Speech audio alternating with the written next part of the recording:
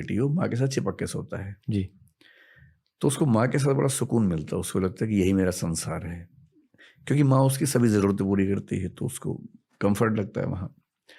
Father के साथ अच्छा लगता है, पर फादर के साथ लंबे समय का कंफर्ट नहीं है, वो कुछ मिनट का है, कुछ समय मतलब एंजॉय करने का है, लेकिन लॉन्ग टर्म इन्वॉल्वमेंट में हमेशा माँ पसंद आती है। अब 6-7 साल या 8 की उम्र के बाद क्या होता है कि बेटे को हम माँ से अलग करने लगते हैं कि अलग कमरे में सो, दूर सो,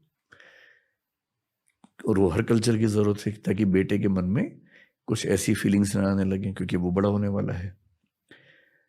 बेटी को वो दिक्कत नहीं आती है, तो माँ और बेटी ज़िंदगी भर एक साथ सो भी सकती हैं, हर तरह की बात कर लेती है, क्योंकि माँ के जीवन के अनुभव और बेटी को जो अनुभव होंगे किशोरावस्था के बाद वैसे ही सेम होने वाले हैं।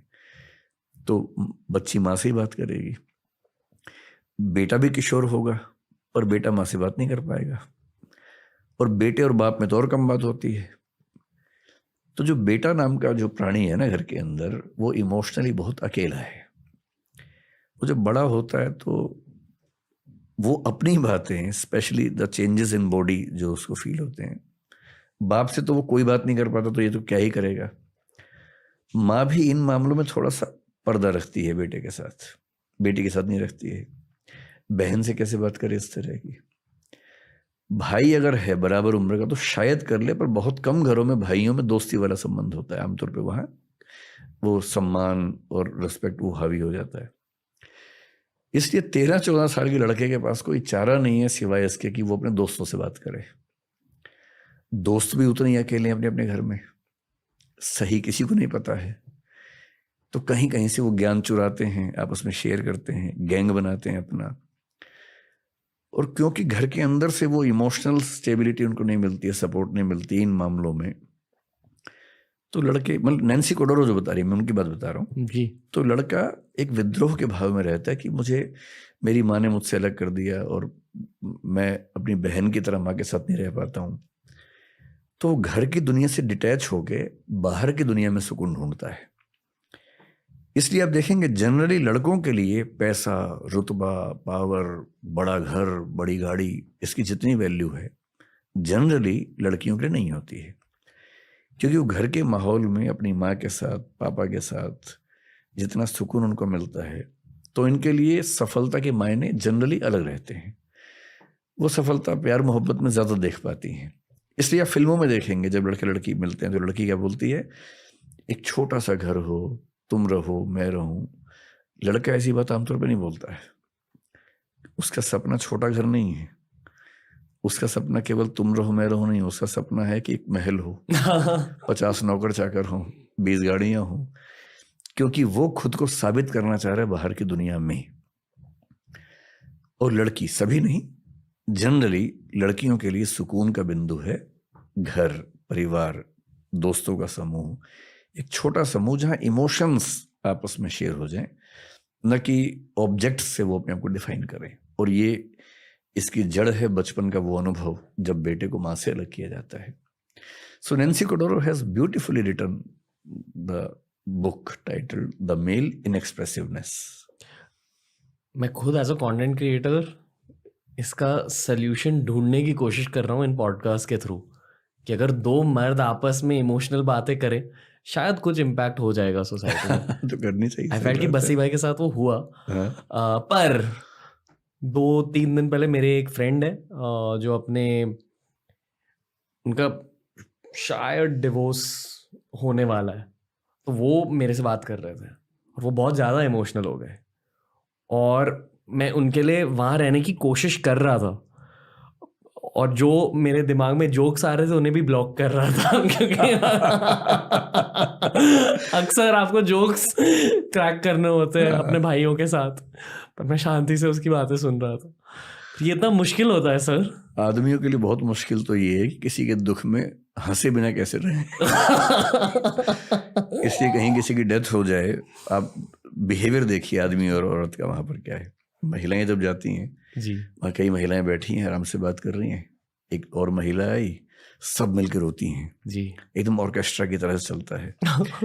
तो वो जो महिलाएं शांति से बैठ के बात कर रही हैं, एक की और आती सब कैसे रोने लगती है, मैं नहीं समझ पाता, क्योंकि उनका अपने इमोशंस पे ऐसा कैसे कंट्रोल है। सब रोई 5-7 मिनट, फिर वो 7वीं महिला भी चुप हो गई, फिर बातें होने लगी, फिर 8वीं जब भी आएगी फिर 8 और रोएंगी उसके बाद। तो बहुत पता नहीं कैसे मैनेज होता है। अच्छा, आदमी लोगों को आप वहाँ देखेंगे जी।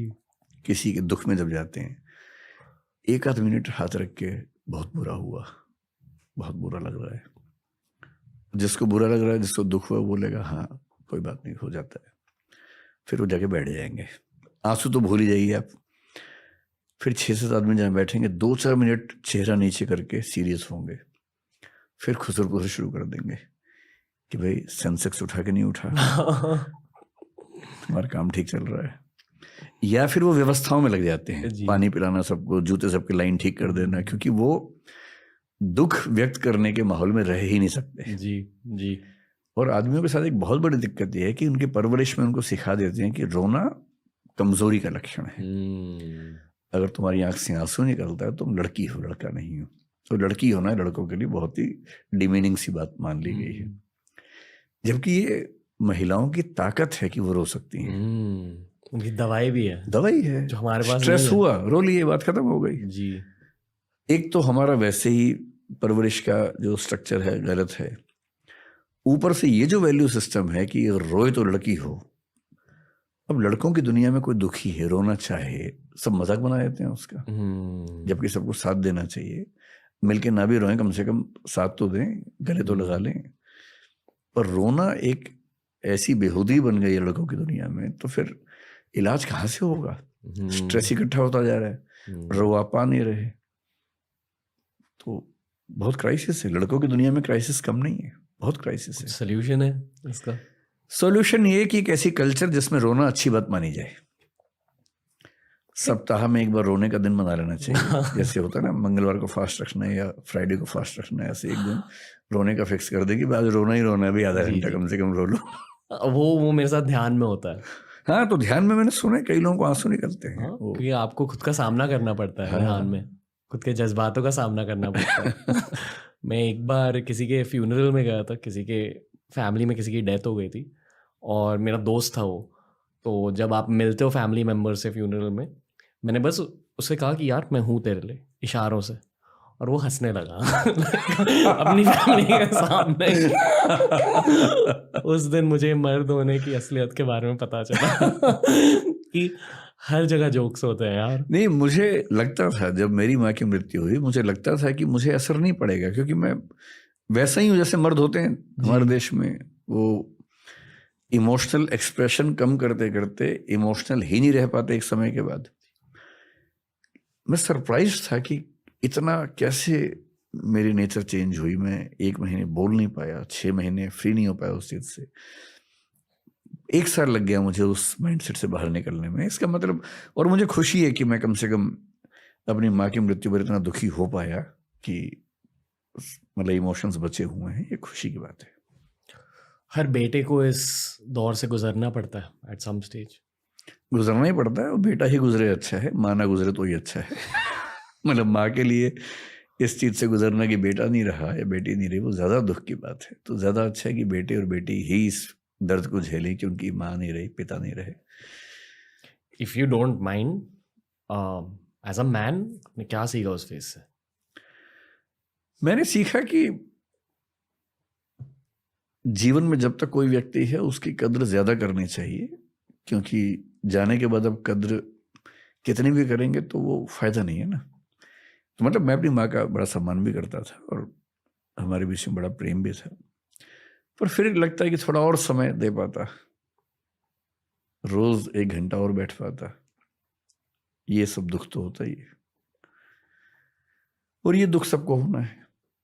जब तक पेरेंट्स हैं आप टाइम बहुत दे नहीं पाएंगे, क्योंकि आप खुद व्यस्त हैं अपनी ज़िंदगी में। आप सुविधाएं दे देंगे, समय नहीं दे पाएंगे। और समय में दिक्कत ये भी है कि उनकी जनरेशन का थॉट प्रोसेस, रुचियाँ इतनी अलग हैं कि हम 2-4-5 मिनट के बाद कोई कॉमन पॉइंट भी नहीं बचता, क्या बात करें।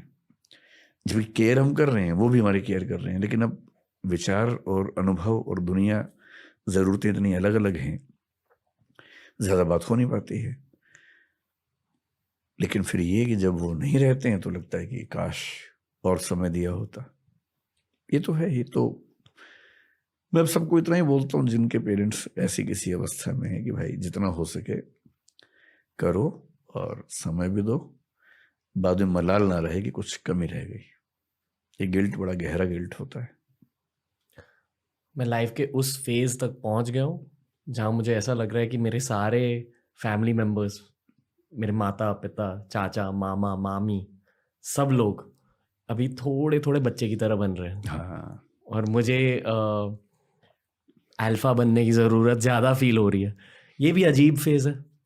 30 से 40 की उम्र जिसमें अब आप आने वाले हैं ना, इस उम्र में पेरेंट्स की केयर ज़्यादा करने का मामला बनता है। और 40 से 50 के बीच में जनरली उनकी जुदाई झेलने का समय आता है। जनरली हमारे देश में जो एवरेज एज है उसके हिसाब से, किसी किसी केस में थोड़ा जल्दी होता है, किसी में बहुत बाद में होता है, लेकिन ऑन एन एवरेज 40 से 50 के बीच में ऐसा झटका लगता है। So yes, you have to be more attentive towards them. और क्या होता है इस उम्र में आके ना, उन्होंने जो अचीव करना था मोरलेस कर लिया होता है, वो रिटायर्ड लाइफ के आसपास पहुंच चुके होते हैं। उनकी रिक्वायरमेंट ये बहुत ज़्यादा नहीं है कि फाइनेंशियली कोई सपोर्ट करे, मतलब मिडिल क्लास में, क्योंकि वो जनरली इतना उनके पास होता है कि वो अपना काम चला लेते हैं। वो बहुत बड़ा इशू नहीं होता कई घरों में। उन्हें उनकी उम्र के कुछ दोस्त मिल सकें, ऐसा माहौल आप बना सकें, और उनके साथ दिन में 10 मिनट आधा घंटा कम से कम बैठ के बात कर लें। हो सके तो इमोशनल बातचीत, जो पहले की जनरेशन्स में आसान नहीं होता था। अब जो नई जनरेशन्स हैं, पेरेंट्स के साथ इमोशनल बातचीत ज़्यादा कर पा रहे हैं। तो अब नई जनरेशन्स में इमोशंस का गैप कम हुआ है, एक्सप्रेसिव ज़्यादा हैं बच्चे। और मैं देखता हूँ कि पेरेंट्स आजकल बच्चों के दोस्त पहले की तुलना में ज़्यादा बन पा रहे हैं, विच इज़ गुड। लेकिन फ्रेंडली कितना ही बन लें, फ्रेंड तो नहीं बन पाएंगे, क्योंकि वो बच्चे नहीं बनाना चाहेंगे ना, फ्रेंड तो क्यों बनाएंगे। पर फ्रेंडली भी अगर हो पा रहे हैं तो ज़्यादा अच्छा है। कि मुझे लगता है आज से 30 साल बाद, जब मैं 30 तो शायद बच्चे भी नहीं, मेरे 20-25 ही बच्चे होंगे। आप ये सच में मानते हो? मुझे बचपन में किसी ने कहा कि तुम्हारी उम्र 77 ईयर्स की है। अब मुझे नहीं पता उस बात में कितना वजन है, पर मैं 50 का होने वाला हूँ।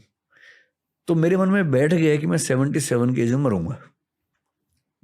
बैठ गया है, हो सकता है एकदम गलत हो, कल का भी क्या भरोसा है। इसको ब्लिक कहते हैं फिलोसफी में। क्या? ब्लिक, ब्लिक का मतलब है कोई ऐसी चीज जिसका कोई कॉग्निटिव एविडेंशियल बेस नहीं है, पर एक बात बैठ गई है मन में, and which you treat as a fact and you decide about something on that basis. तो मैं ये मान के चलता हूँ कि मेरी एज 77 तक रहने वाली है, तो मैं प्लानिंग उसी हिसाब से करता हूँ कितने साल बचे हुए हैं। हो सकता है मैं कहीं मर जाऊँ, क्या भरोसा, वो तो कोई भरोसा नहीं है। लेकिन हाँ, मतलब मेरा अनुमान है कि वैसे भी तो भारत की एवरेज एज उतनी ही है, तो मैं क्यों मानूं कि उससे ज्यादा मिलेगा। सो ब्लिक इज, जैसे वही मुझे ब्लिक है कि 77 तक करीब रहना है, 25-27 साल अभी है। तो उसी हिसाब से फिर मैं अपनी जिंदगी के बाकी फैसले करूंगा। ओके। अजीब सवाल। कभी भी कर्मा, पुनर्जन्म